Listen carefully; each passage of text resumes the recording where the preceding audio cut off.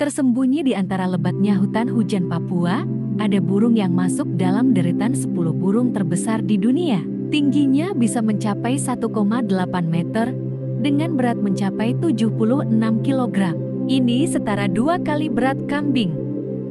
Warna bulunya hitam yang bisa menyamarkan badannya yang besar dalam keremangan hutan hujan tropis yang tidak tertembus sinar matahari. Tatapan matanya tajam sigap mengamati gerak-gerik mencurigakan dari balik rimbunan daun. Burung itu diberi nama kasuari dari bahasa Papua. Kasuari atau kasafari berarti bertanduk, sementara weri berarti kepala. Kasuari memang terlihat memiliki satu tanduk di atas kepala. Semakin besar tanduknya menandakan usianya yang semakin tua, sekaligus kedudukan yang tinggi dalam strata sosial kasuari.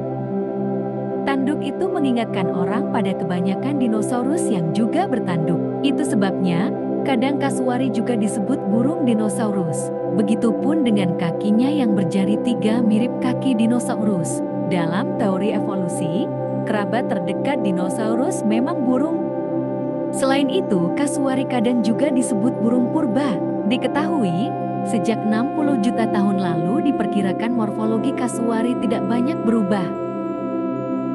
Ada 3 spesies kasuari di dunia, yaitu kasuari utara Casuarius unapendiculatus, kasuari selatan Casuarius casuarius, dan kasuari kerdil Casuarius benneti. Kasuari selatan adalah yang terbesar, dengan ciri-ciri memiliki tanduk besar, gelambir ganda berwarna merah dengan leher berwarna biru.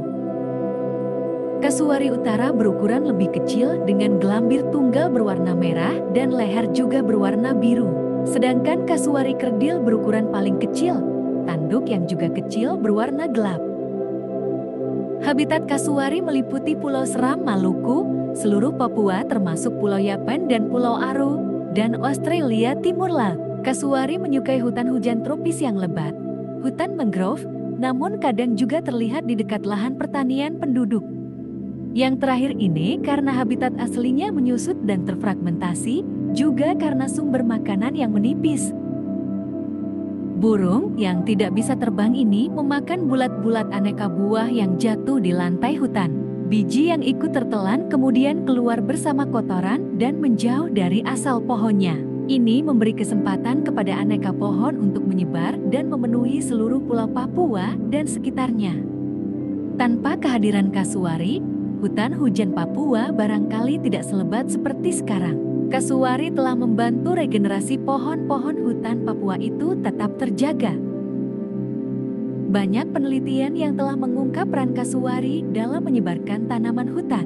Misalnya yang dilakukan Margarita Pangoadem dan rekannya, yang menemukan kasuari juga makan buah tumbuhan palem. Ada 10 jenis biji palem pada 147 kotoran kasuari yang ditemukan dalam penelitiannya. Dalam kesempatan lain, dia juga menemukan korelasi positif antara banyaknya kasuari dengan tutupan kanopi serta tinggi dan diameter pohon. Selain menyediakan buah-buahan besar, hutan primer menyediakan air. Kasuari memerlukan akses teratur ke sumber air sehingga populasi kasuari lebih banyak ditemukan di hutan primer. Di hutan sekunder, kanopi yang mulai terbuka telah membawa masuk sinar matahari ke lantai hutan, yang menyebabkan sebagian tempat air hilang.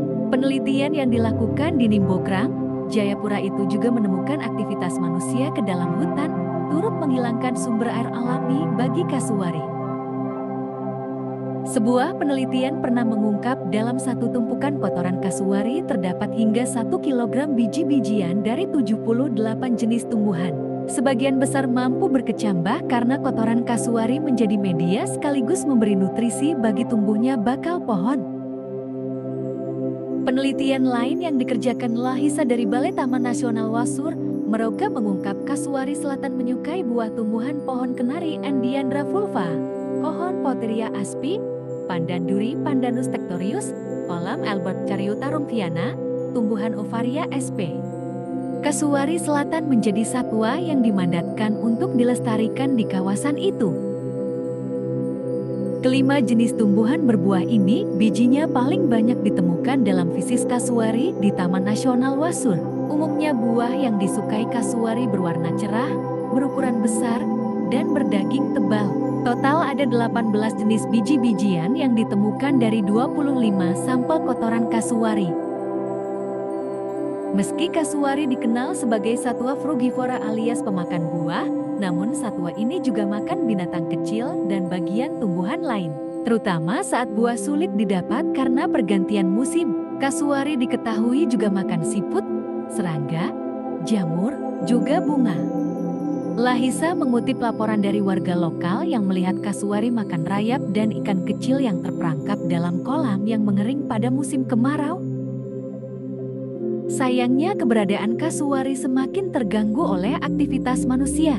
Penelitian yang dilakukan Jedediah F. Brody dan rekan di Nimbokrang dan Pegunungan Arfak membuktikan populasi kasuari sangat berkurang pada wilayah yang sering dikunjungi manusia. Perburuan yang berlebihan, pembukaan lahan, dan masuknya mamalia yang diintroduksi mungkin berpengaruh terhadap populasi kasuari. Meski belum terbuktikan dalam penelitian mereka, krisis iklim juga menjadi ancaman potensial bagi kelestarian kasuari. Suhu yang meningkat bisa memaksa kasuari bermigrasi ke tempat yang lebih tinggi. Kasuari juga mungkin membatasi mencari makan hanya pada pagi dan sore hari karena menghindari suhu yang semakin panas. Akibatnya keanekaragaman hayati di dataran rendah bisa berkurang. Sebab tidak ada lagi yang membantu menyebarkan biji-biji tumbuhan itu ke setiap penjuru hutan.